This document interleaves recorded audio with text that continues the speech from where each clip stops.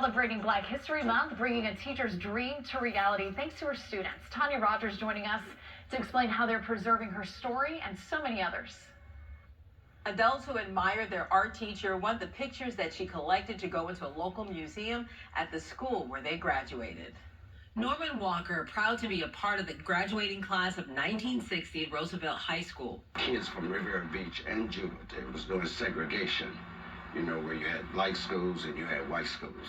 Walker and other former students reminiscing about their high school years on the property where the high school once stood, which is now under renovation. The school closed in 1970 due to integration, ending the racial segregation in the schools.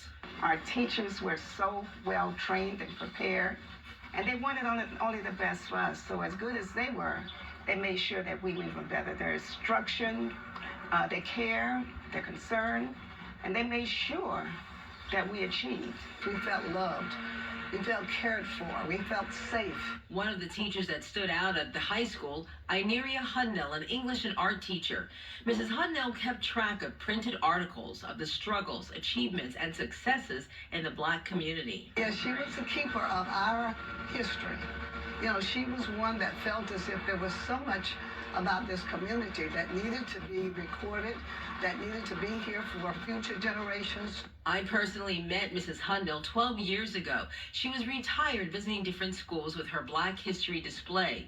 She invited me to her home where she stored her collection. Whenever they can get this out of my house into a museum, then I'll be able to stop. Her dream is about to come true. Unfortunately, she won't be with her former students to celebrate. She died in 2018 at the age of 97.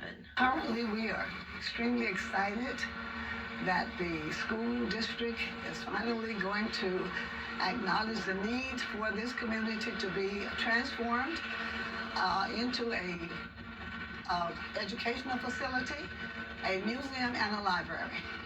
Something that we are extremely excited about because it was the dream of Mrs. Hudnell, one of our beloved teachers. Mrs. Hudnell's display will be in the museum, years of collecting pictures of the past for future generations. I enjoyed reading in any article that would come out in the papers. The school district tells us that the renovation of Roosevelt High School, which is no longer a high school, will actually be in stages. Of phase 1 will hopefully be completed by the end of this year, and phase 2, which includes that museum, hopefully by 2028. I'm Tanya Rogers reporting. Tanya, thank you. Well, in just weeks.